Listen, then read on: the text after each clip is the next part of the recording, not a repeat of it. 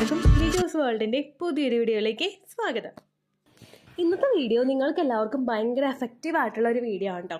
ശരിക്കും ഈ വീഡിയോ എടുക്കാൻ വേണ്ടിയിട്ട് ഞാനൊരു 6 മാസത്തെ ഒരു കഷ്ടപ്പാടുണ്ടായിരുന്നു. 6 മാസത്തെ കഷ്ടപ്പാട് എനിക്കല്ല കേട്ടോ, എൻ്റെ ഒരു ഫ്രണ്ടിനായിരുന്നു. കാരണം അവളുടെ വിവാഹം കഴിഞ്ഞതിന് ശേഷം ഞാനൊരു ഡ്യൂട്ടി കൊടുത്തിട്ടുണ്ടായിരുന്നു. നീ പ്രഗ്നൻസി ട്രൈ ചെയ്യാൻ തുടങ്ങുകയാണെങ്കിൽ ഇതാണ് നിന്റെ ഓവുലേഷൻ ഡേറ്റ് വരുന്നത്. ഞാൻ ആ ഓവുലേഷൻ ഡേറ്റും പറഞ്ഞു കൊടുത്തിട്ടുണ്ടായിരുന്നു.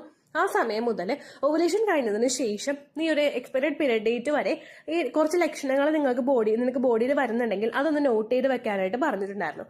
ഒരു കുറച്ച് നാൾ മുൻപ് വരെ അവൾ വിവാഹം കഴിഞ്ഞിട്ട് കുറച്ച് കഴിഞ്ഞപ്പോൾ പ്രഗ്നൻസി ട്രൈ ചെയ്യാനായിട്ട് തുടങ്ങി. ആ സമയം മുതൽ അവളിങ്ങനെ നോട്ട് ചെയ്ത് വെക്കുന്നുണ്ട്. അങ്ങനെ നോട്ട് ചെയ്ത് വെക്കും, കുറെ കഴിയും പീരിയഡ്സ് ആകും. അങ്ങനെയായിരുന്നു നമുക്ക് പോയിക്കൊണ്ടിരുന്നത്. ഓൾമോസ്റ്റ് അവളുടെ സൈക്കിൾ റെഗുലർ ആയിരുന്നു, ഇറഗുലാരിറ്റീസ് ഒന്നും ഉണ്ടായിരുന്നില്ല. 28 ഡേയ്സിന്റെ മെൻസ്ട്രൽ സൈക്കിൾ ആയിരുന്നു പോയത്. അങ്ങനെ കൂടുതൽ ചേഞ്ചസ് വരികയാണെങ്കിൽ 29-30, അതിന്റെ അപ്പുറം അത് പോയിട്ടുണ്ടായിരുന്നില്ല. അതുകൊണ്ട് ഒരുപാട് ബുദ്ധിമുട്ടൊന്നും അവളുടെ മെൻസ്ട്രൽ സൈക്കിൾ ഉണ്ടായിട്ടില്ല. അപ്പോൾ ഞാനിങ്ങനെ പറഞ്ഞു, നീ നോട്ട് ചെയ്ത് വെക്കുക ലക്ഷണങ്ങൾ. നമുക്ക് പീരിയഡ്സ് വരികയാണെങ്കിൽ ഓരോ ദിവസം എത്ര ലക്ഷണങ്ങൾ വരുന്നുണ്ടെന്ന് നമുക്ക് നോക്കാമല്ലോ.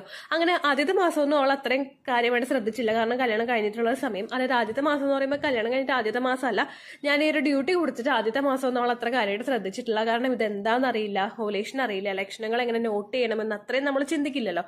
അപ്പോൾ ഞാനിങ്ങനെ പറഞ്ഞു, നീ കണ്ടിന്യൂസ് ആയിട്ടൊന്ന് ചെയ്ത് നോക്ക്, നമുക്കിങ്ങനെ ഒരു ചാനൽ ഉണ്ടെന്ന് നമുക്കറിയാം. ഞാൻ പറഞ്ഞു ഒരുപാട് പേർക്ക് യൂസ്ഫുൾ ആകും. അപ്പോൾ അതൊന്നും ചെയ്യാനായിട്ട് പറഞ്ഞു. അങ്ങനെ അവളെ നോട്ട് ചെയ്യാനായിട്ട് തുടങ്ങി. 3-4 മാസമൊക്കെ അത് ഫ്ലോപ്പ് ആയിരുന്നു. കുറച്ചങ്ങോട്ട് കഴിഞ്ഞപ്പോഴേക്കും അവൾ അതിൽ സ്പെഷ്യൽ ചിന്തിക്കാൻ തുടങ്ങി, കാര്യങ്ങൾ മനസ്സിലാകാൻ തുടങ്ങി. അങ്ങനെ ഒരു 6 മാസം കഴിഞ്ഞപ്പോഴേക്കും അവൾ ലക്ഷണങ്ങളൊക്കെ നോട്ട് ചെയ്ത് വെക്കുന്ന പോലെ അങ്ങനെ നോട്ട് ചെയ്ത് വെച്ചിട്ടു. ആ ഒരു സമയത്ത് പ്രഗ്നൻസി ടെസ്റ്റ് ചെയ്ത് നോക്കി, പോസിറ്റീവ് ആയിട്ടോ. അപ്പോൾ ആ ലക്ഷണങ്ങൾ ഏതൊക്കെയാണെന്ന് നമുക്ക് നോക്കാം. വീഡിയോ നമുക്ക് സ്റ്റാർട്ട് ചെയ്യാം. സാധാരണയായിട്ട് ഓവുലേഷൻ കഴിഞ്ഞിട്ട് 6 to 12 ഡേയ്സിനകത്താണ് നമുക്ക് ഇംപ്ലാന്റേഷൻ ഉണ്ടാവുന്നത്. ഓവുലേഷൻ കഴിഞ്ഞതിന് ശേഷം തൊട്ടടുത്ത ദിവസങ്ങളിൽ പ്രഗ്നൻസി ലക്ഷണം ഉണ്ടാവുമോ എന്ന് ചോദിച്ചു കഴിഞ്ഞാൽ പലർക്കും ഉണ്ടാവാറില്ല. പക്ഷേ ചില ആളുകൾക്ക് അവരുടെ ശരീരത്തിൽ പ്രൊജസ്ട്രോൺ ഹോർമോണിന്റെ ഹൈക്ക് വരുമ്പോഴേക്കും കുറച്ച് ലക്ഷണങ്ങൾ ഫീൽ ചെയ്യാനായിട്ട് തുടങ്ങും. അങ്ങനെ ഇവള് പറഞ്ഞൊരു ലക്ഷണം, ഞാൻ ശരിക്കും വണ്ടറായി പോയൊരു ലക്ഷണമായിരുന്നു. ഞാൻ ഓൾറെഡി ഇതിനെപ്പറ്റി വീഡിയോസ് ചെയ്തിട്ടുണ്ടായിരുന്നു. പ്രഗ്നൻസിയുടെ ഓവുലേഷന്റെ 2ാമത്തെ ദിവസം പ്രഗ്നൻസി ലക്ഷണം ഉണ്ടാവുന്നതിനെ പറ്റിയിട്ട് വീഡിയോ ചെയ്തിട്ടുണ്ടായിരുന്നു. അത് ശരിക്കും ഇവൾക്കും ആപ്ലിക്കബിൾ ആയി. അതിൽ ശരിക്കും അവൾ ഓവുലേഷൻ കഴിഞ്ഞിട്ടുള്ള 2nd ഡേ നോക്കിയപ്പോഴേക്കും ആ 2nd ഡേ ക്ഷീണം ഉണ്ടായിരുന്നു, ഭയങ്കരമായിട്ട് ഉറക്കം വരുന്നത് പോലെ തോന്നി. പ്രൊജസ്ട്രോൺ ഹോർമോൺ ശരീരത്തിൽ കൂടുമ്പോഴേക്കും നമുക്ക് നോർമലി നമ്മുടെ ലൂട്ടിയൽ ഫേസിലെ പ്രൊജസ്ട്രോൺ ഹോർമോൺ എല്ലാവർക്കും ഷൂട്ടപ്പ് ആവും. ആ സമയത്ത് ഉണ്ടാകുന്ന ഒരു ബുദ്ധിമുട്ട് തന്നെയായിരുന്നു ഇവക്കും ഉണ്ടായത്. ആ ഒരു ഹോർമോൺ ഇൻക്രീസ് ആയി വന്നപ്പോഴേക്കും ക്ഷീണം ഉണ്ടായിരുന്നു, ഉറക്കം വരുന്ന പോലെ ഉണ്ടായിരുന്നു. പ്രൊജസ്ട്രോൺ ഹോർമോൺ സപ്ലിമെന്റ്സ് എടുക്കുന്നവർക്കും ഈ ഒരു ബുദ്ധിമുട്ടുണ്ടാകും. ദെൻ അവൾക്കൊരു 3, 4, 5, 6 ഡേയ്സ് ഒന്നും പ്രഗ്നൻസി ലക്ഷണങ്ങളൊന്നും ഉണ്ടായിരുന്നില്ല. പിന്നെ 6th ഡേ അവൾ പറഞ്ഞു ഫിസിക്കൽ കോണ്ടാക്ട് ചെയ്യാനായിട്ടൊരു ഇൻട്രസ്റ്റ് ഉണ്ടായിരുന്നു. അപ്പോൾ കല്യാണം കഴിഞ്ഞിട്ടുള്ളവരൊക്കെ ആ പുതുമോടിയുടെ സമയത്തൊന്നും അല്ലെങ്കിൽ ഒരു വർഷം തികണതിന് മുമ്പൊന്നും ഓവുലേഷൻ കഴിഞ്ഞിട്ട് പലരും തന്നെ ബ്രേക്ക് എടുക്കാറില്ല. അങ്ങനെ ഇൻട്രസ്റ്റ് ഉള്ളവർ അത് ചെയ്യാറുണ്ട്. മിസ്കാരേജ് ഹിസ്റ്ററീസ് ഉള്ളവർക്കും ട്രീറ്റ്മെന്റ് എടുക്കുന്നവർക്കും അതുപോലെ അവോയ്ഡ് ചെയ്യുന്നതാണ് നല്ലത് എന്ന് ചിന്തിക്കുന്നവർക്കും ഒക്കെ അവോയ്ഡ് ചെയ്യുന്നതുകൊണ്ട് പ്രശ്നമില്ല. അപ്പോൾ ഇവർക്ക് അങ്ങനെ ഒരു 6th ഡേ ഫിസിക്കൽ കോണ്ടാക്ട് ചെയ്യാനായിട്ട് ഹസ്ബൻഡ് അപ്രോച്ച് ചെയ്തപ്പോഴേക്കും കോണ്ടാക്ട് ചെയ്യാനായിട്ട് ഒട്ടും തന്നെ താല്പര്യം ഉണ്ടായിട്ടില്ല എന്ന് പറഞ്ഞു. അതാണ് 6th ഡേയിൽ ഇവൾ എഴുതി വെച്ചൊരു സിംറ്റം എന്ന് പറയുന്നത്. ദെൻ 6 കഴിഞ്ഞ് 7ഉം 8ഉം ഡേയ്സ് നമ്മുടെ ഇംപ്ലാന്റേഷൻ നടക്കുന്ന ദിവസം അവൾ പറഞ്ഞു ആ ദിവസങ്ങളിൽ ഓവുലേഷൻ സൈഡിൽ അവൾക്ക് ലെഫ്റ്റ് സൈഡിലായിരുന്നു പെയിൻ ഉണ്ടായിരുന്നത്.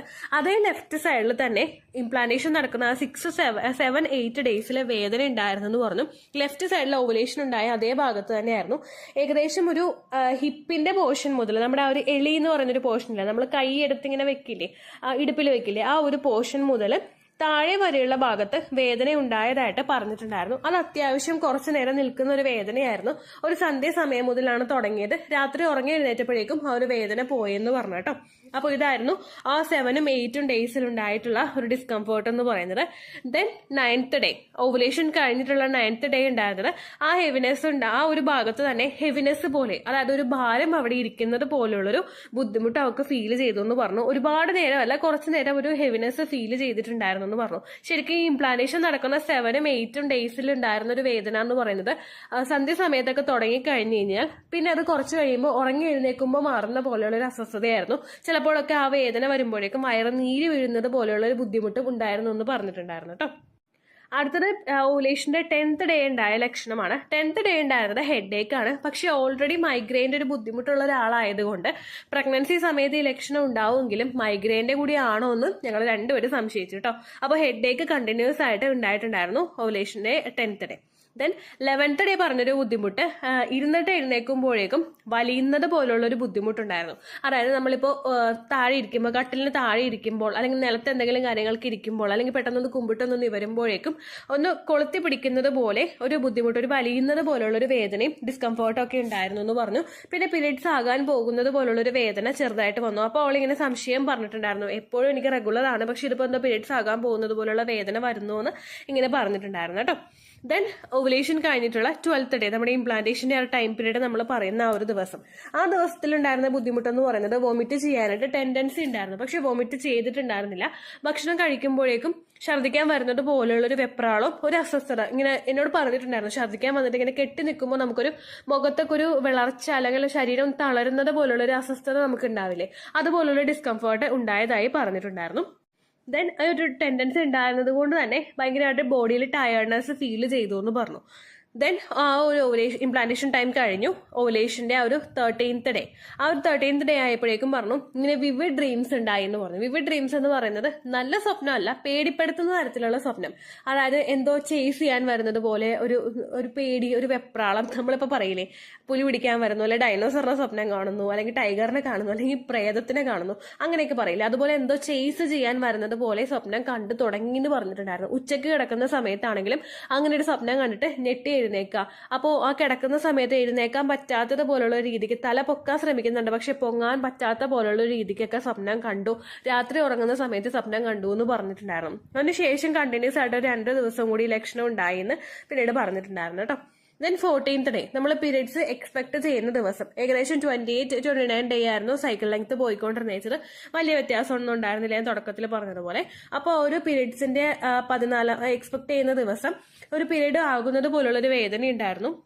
ഇത് എഴുതിക്കൊണ്ടിരുന്ന സമയത്തും അവളപ്പോൾ പിന്നെ വിശ്വസിച്ചിരുന്നത് പീരീഡ്സ് തന്നെയായിരിക്കും വരാൻ പോകുന്നത്. കാരണം പീരീഡ്സ് ആകുന്നത് പോലുള്ള ഒരു വേദനയായിരുന്നു ഉണ്ടായിരുന്നത്. പിന്നെ പീരീഡ്സ് വരുന്നതിന് മുൻപായിട്ട് ഒരു ബാക്ക് പെയിൻ അനുഭവപ്പെടും. പീരീഡ്സിന്റെ ആ ഒരു സമയങ്ങൾ സ്റ്റാർട്ടിങ് സ്റ്റേജിൽ എൻ്റെ ഫ്രണ്ടിന് ഉണ്ടാകുന്ന ഡിസ്കംഫർട്ട് എന്ന് പറയുന്നത് അടിവയറിന്റെ അവിടെ വേദന ഉണ്ടാകും, അതുപോലെ തൊടയുടെ ആ ഭാഗത്ത് വേദന ഉണ്ടാകും, പിന്നെ ബാക്ക് പെയിൻ ആയിരുന്നു ഉണ്ടായിക്കൊണ്ടിരുന്നത്. അതെല്ലാം കാണാനായിട്ട് തുടങ്ങി. അപ്പോൾ അവൾ വിചാരിച്ചു ഇതിൽ പീരീഡ്സ് തന്നെയായിരിക്കും വരാൻ പോകുന്നതെന്ന് വിചാരിച്ചു.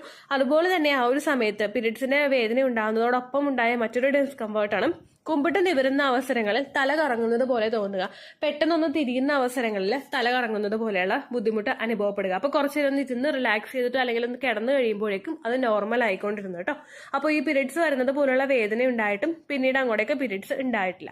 15th ഡേ ആയിരുന്നു ശരിക്കും പീരീഡ്സ് എക്സ്പെക്ട് ചെയ്തുകൊണ്ടിരുന്നത്. കാരണം 14th വരാഞ്ഞുകൊണ്ട് 15th ഡേ പീരീഡ്സ് ഉണ്ടാവുമെന്ന് വിചാരിച്ചു. പക്ഷെ അന്നും പീരീഡ് വന്നില്ല, മിസ്ഡ് പീരീഡ് തന്നെയായിരുന്നു ഉണ്ടായിരുന്നത്. ദെൻ 16th ഡേ, ഓവുലേഷൻ കഴിഞ്ഞിട്ടുള്ള 16th ഡേ സെയിം സിംറ്റംസ് തന്നെയായിരുന്നു ഉണ്ടായിരുന്നത്. പുതിയതായിട്ട് സിംറ്റംസ് ഒന്നും ഉണ്ടായിരുന്നില്ല. ആ വോമിറ്റിംഗ് ടെൻഡൻസിയും അതുപോലെ ടയർഡ്നെസ്സും ഒക്കെ ഉണ്ടായിരുന്നു. പിന്നെ പീരീഡിന്റെ ആകുന്നത് പോലുള്ള വേദനയും ഉണ്ടായിരുന്നു. വേറെ പുതിയതായിട്ട് ലക്ഷണങ്ങളൊന്നും ഉണ്ടായില്ല കേട്ടോ. ദെൻ ആ ഒരു ഓവുലേഷൻ കഴിഞ്ഞിട്ടുള്ള 17th ഡേ, ആ 17th ഡേ എങ്ങനെ പറഞ്ഞത് യെല്ലോ കളറിലുള്ള ലിക്വിഡ് വോമിറ്റ് ചെയ്തു എന്ന് പറഞ്ഞിട്ടുണ്ടായിരുന്നു. അത് മോർണിംഗ് ബ്രഷ് ചെയ്തിരുന്ന സമയത്തായിരുന്നു അങ്ങനെയുള്ള ലിക്വിഡ് വന്നതെന്ന് പറഞ്ഞു. പിന്നെ ഇടയ്ക്കിടയ്ക്ക് തല കറങ്ങുന്നത് പോലെയുള്ള ബുദ്ധിമുട്ടുകളും അസ്വസ്ഥതകളും ഒക്കെ ഉണ്ടായിരുന്നു എന്ന് പറഞ്ഞു. ആ വോമിറ്റ് ചെയ്ത ആ ഒരു ലിക്വിഡ് ഭയങ്കര കയ്പായിരുന്നു, അങ്ങനെയുള്ള ഒരു ബുദ്ധിമുട്ട് പറഞ്ഞായിരുന്നു. മോർണിംഗ് ബ്രഷ് ചെയ്യുന്ന സമയത്ത് മാത്രമേ ഉണ്ടായിരുന്നുള്ളൂ, അതിനുശേഷം അങ്ങനെ ഒരു ലിക്വിഡ് വോമിറ്റ് ചെയ്തില്ല എന്നാണ് പറഞ്ഞത്. അപ്പോൾ ഈ സമയത്ത് ഇങ്ങനെ പറഞ്ഞപ്പോഴേക്കും ഞാൻ പറഞ്ഞു ഒന്ന് പ്രഗ്നൻസി ടെസ്റ്റ് ചെയ്ത് നോക്കാനായിട്ട് ഞാൻ പറഞ്ഞിട്ടുണ്ടായിരുന്നു. പക്ഷെ അവൾ ടെസ്റ്റ് ചെയ്ത് നോക്കിയപ്പോഴേക്കും കാർഡ് ടെസ്റ്റിലെ സെക്കൻഡ് ലൈൻ ഭയങ്കര ഫെയിൻ്റ് ആയിട്ടായിരുന്നു എന്നാണ് പറഞ്ഞത്. പക്ഷെ ഇതിന് ഇമ്മീഡിയറ്റ് ആയിട്ട് ലൈൻ വന്നതുകൊണ്ട് പോസിറ്റീവ് ആകാനായിട്ടും ചാൻസ് ഉണ്ടെന്ന് ഞാൻ പറഞ്ഞായിരുന്നു. അങ്ങനെ ആ ഒരു 17th ഡേ ടെസ്റ്റ് ചെയ്ത് നോക്കിയപ്പോഴേക്കും ഫെയിൻ്റ് ലൈൻ ഇമ്മീഡിയറ്റ്ലി കിട്ടി കേട്ടോ. ഒരു 18th ഡേ ആയപ്പോഴേക്കും ഫുഡിലൊന്നും ഇൻട്രസ്റ്റ് ഉണ്ടായിരുന്നില്ല. അതായത് കഴിക്കാനായിട്ട് ഒട്ടും താല്പര്യമില്ല. എത്ര ഇൻട്രസ്റ്റ് ഉള്ള ഫുഡാണെങ്കിലും താല്പര്യം ഉണ്ടായിരുന്നില്ല. ദെൻ സ്റ്റൊമക്ക് ഭയങ്കര ഒരു ഫീലിംഗ്, അസ്വസ്ഥത ഉണ്ടായിരുന്നു. വയറിൽ കല്ലപ്പ് പോലെ ഫീൽ ചെയ്തു എന്ന് പറഞ്ഞു. അതുപോലെ ബ്ലോട്ടിങ്ങിന്റെ ബുദ്ധിമുട്ടും ഉണ്ടായി എന്ന് പറഞ്ഞു. ബ്ലോട്ടിംഗ് എന്ന് പറയുന്നത് ഫുഡ് ദഹിക്കാതിരിക്കുന്ന ഒരു സിറ്റുവേഷൻ ആയിരുന്നു.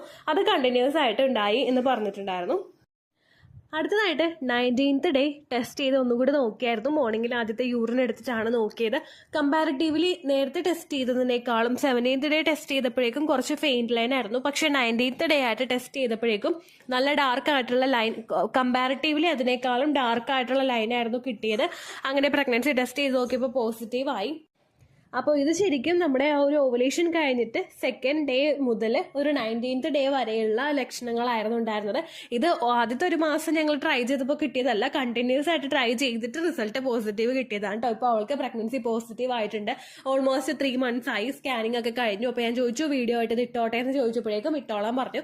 അങ്ങനെയാണ് ഇത് പ്രിപ്പയർ ചെയ്ത് ഇട്ടത് കേട്ടോ. അപ്പോൾ നമുക്ക് വേണ്ടി ഒരുപാട് എഫേർട്ട് എടുത്തിട്ടുണ്ടായിരുന്നു എൻ്റെ ഫ്രണ്ട്. പുള്ളിക്കാരിക്ക് ഒരു ഹെൽത്തി പ്രഗ്നൻസി ആകാൻ വേണ്ടിയിട്ട് നല്ലൊരു കുഞ്ഞിനെ ആരോഗ്യവും ആയുസോട് കൂടി കയ്യിൽ കിട്ടാൻ വേണ്ടിയിട്ട് നമുക്ക് പ്രാർത്ഥിക്കാം. അതുപോലെ തന്നെ ഈ കാര്യങ്ങളൊക്കെ നിങ്ങൾ ശ്രദ്ധിക്കുക. പിന്നെ ഒരു കാര്യമുണ്ട്, ഈ പ്രഗ്നൻസി ലക്ഷണങ്ങൾ എൻ്റെ ഒരു ഫ്രണ്ടിനാണ് അനുഭവപ്പെട്ടത്. ആ പ്രഗ്നൻസി ലക്ഷണങ്ങൾ ഇല്ലാത്ത ഒരുപാട് ഫ്രണ്ട്സ് ഉണ്ട്. അതുപോലെ തന്നെ ഫസ്റ്റ് പ്രഗ്നൻസിയിലെ ലക്ഷണങ്ങൾ ഉണ്ടായിട്ട് സെക്കൻഡ് പ്രഗ്നൻസിയിൽ ഒരു ലക്ഷണവും ഇല്ലാത്ത ആളുകളും ഉണ്ട്. അപ്പോൾ ഈ ലക്ഷണങ്ങൾ കണ്ടില്ലെങ്കിലും നിങ്ങൾ ഒട്ടും വിഷമിക്കേണ്ട ആവശ്യമില്ല. കാരണം ഒരുപാട് പേര് വിഷമിക്കുന്നുണ്ട്. അവരോടാണ് പറയുന്നത്, നിങ്ങൾ ഒട്ടും വിഷമിക്കേണ്ട ആവശ്യമില്ല. എക്സ്പെക്റ്റഡ് ഡേറ്റിൽ പീരിയഡ്സ് വരുന്നുണ്ടോ എന്ന് നോക്കുക. ഇൻ കേസ് നിങ്ങൾക്ക് പീരിയഡ്സ് വരുന്നുണ്ടെങ്കിൽ കൂടി തന്നെയും എത്രത്തോളം ബ്ലീഡിംഗ് ആണ് വരുന്നതെന്ന് കൂടി നിങ്ങൾ നോക്കുക. കാരണം ഒരുപാട് പേരുണ്ട് ബ്ലീഡിംഗ് വളരെ കുറച്ച് വന്നിട്ട് പ്രഗ്നൻസി ടെസ്റ്റ് ചെയ്ത് നോക്കിയപ്പോൾ പോസിറ്റീവ് ആകുന്നവരുണ്ട്. അപ്പോൾ അതുകൊണ്ട് നിങ്ങൾ വിഷമിക്കേണ്ട ആവശ്യമൊന്നുമില്ല കേട്ടോ. ഇത്രയേ ഉള്ളൂ വീഡിയോ. യൂസ്ഫുൾ ആയി കാണുമെന്ന് വിശ്വസിക്കുന്നു. യൂസ്ഫുൾ ആവുന്നുണ്ടെങ്കിൽ ലൈക്ക് ചെയ്യുക, ഫ്രണ്ട്സിനൊക്കെ ഷെയർ ചെയ്ത് കൊടുക്കുക കേട്ടോ. എന്തെങ്കിലും സംശയം ഉണ്ടെങ്കിൽ നിങ്ങൾ കമൻസിൽ ചോദിക്കുക. പണ്ടത്തെ വീഡിയോയ്ക്ക് കമൻസ് ഇടുന്നവർക്ക് റിപ്ലൈ ലഭിക്കുന്നില്ലെങ്കിൽ ലേറ്റസ്റ്റ് ആയിട്ട് ഞാൻ ഏത് വീഡിയോ ആണ് അപ്ലോഡ് ചെയ്യുന്നത് അതിന് താഴെ കമൻറ്റ് ഒന്ന് കോപ്പി പേസ്റ്റ് ചെയ്യാനായിട്ട് ശ്രദ്ധിക്കുക കേട്ടോ. അതുപോലെ ഓവുലേഷൻ ഡേറ്റ് കാൽക്കുലേറ്റ് ചെയ്ത് തരാനായിട്ട് റിക്വസ്റ്റ് ചെയ്യുന്ന ആളുകൾ എത്രയാണോ സൈക്കിൾ ലെങ്ത് അത് മെൻഷൻ ചെയ്യാനായിട്ട് ശ്രദ്ധിക്കുക. സൈക്കിൾ ലെങ്ത് എന്നതുകൊണ്ട് ഉദ്ദേശിച്ചത് ഓരോ മാസവും എത്ര ദിവസം കൂടുമ്പോഴാണോ ബ്ലീഡിങ് വരുന്നത് അതാണ് സൈക്കിൾ ലെങ്ത്. കഴിഞ്ഞ മാസം ഒരു 8-ാം തീയതിയാണ് ബ്ലീഡിങ് ആയതെങ്കിൽ ഈ മാസം 6-ാം തീയതിയാണ് ബ്ലീഡിങ് ആയതെങ്കിൽ കഴിഞ്ഞ മാസം 8-ാം തീയതി മുതൽ ഈ മാസം 6-ാം തീയതി വരെ എത്ര ദിവസമുണ്ടോ അത് കാലണ്ടറിൽ എണ്ണി തിട്ടപ്പെടുന്നതാണ് നിങ്ങളുടെ സൈക്കിൾ ലെങ്ത്. സൈക്കിൾ ലെങ്ത് നമ്മൾ കൃത്യമായിട്ട് കാൽക്കുലേറ്റ് ചെയ്യുകയാണെങ്കിൽ ഓവുലേഷൻ ഡേറ്റ് എളുപ്പത്തിൽ കണ്ടുപിടിക്കാൻ വേണ്ടിയിട്ട് ഒരുപാട് ആപ്ലിക്കേഷൻസും ഒരുപാട് ഓൺലൈൻ ആയിട്ടുള്ള വെബ്സൈറ്റുകളും ഇന്ന് നമുക്ക് അവൈലബിൾ ആണ്. പ്ലേ സ്റ്റോറിൽ പോയിട്ട് ഓൺലൈൻ ഓവുലേഷൻ ട്രാക്കർ എന്ന് ടൈപ്പ് ചെയ്ത് കഴിഞ്ഞാൽ നിങ്ങൾക്ക് അതുമായിട്ട് ബന്ധപ്പെട്ടിട്ടുള്ള ആപ്ലിക്കേഷൻസ് കിട്ടും. അത് പറ്റുന്നില്ല എങ്കിൽ ഗൂഗിളിൽ പോയിട്ട് ഓൺലൈൻ ഓവുലേഷൻ കാൽക്കുലേറ്റർ എന്ന് ടൈപ്പ് ചെയ്ത് കഴിഞ്ഞാൽ അതുമായിട്ട് ബന്ധപ്പെട്ടിട്ടുള്ള വെബ്സൈറ്റുകൾ നിങ്ങൾക്ക് കിട്ടും. അതിൽ നിങ്ങളുടെ ലാസ്റ്റ് മന്തിലെ മെൻസ്ട്രേഷൻ്റെ ഡേറ്റും ഒപ്പം ഞാൻ ഈ പറഞ്ഞ രീതിക്ക് നിങ്ങൾ കാൽക്കുലേറ്റ് ചെയ്യുന്ന സൈക്കിൾ ലെങ്ത്തും എൻ്റർ ചെയ്ത് കൊടുക്കുകയാണെങ്കിൽ നിങ്ങൾക്ക് കൃത്യമായിട്ട് ഓവുലേഷൻ ഡേറ്റ് കണ്ടുപിടിക്കാനായിട്ട് സാധിക്കും. ഫെർട്ടൈൽ ടൈം പീരീഡും നിങ്ങൾക്ക് കിട്ടും. അതായത് എത്ര ദിവസം മുതൽ കോൺടാക്ട് ചെയ്ത് തുടങ്ങിക്കഴിഞ്ഞാൽ നിങ്ങൾ പ്രഗ്നൻ്റ് ആകും എന്നുള്ളൊരു ഡേറ്റും നിങ്ങൾക്ക് പ്രോപ്പറായിട്ട് കിട്ടും കേട്ടോ.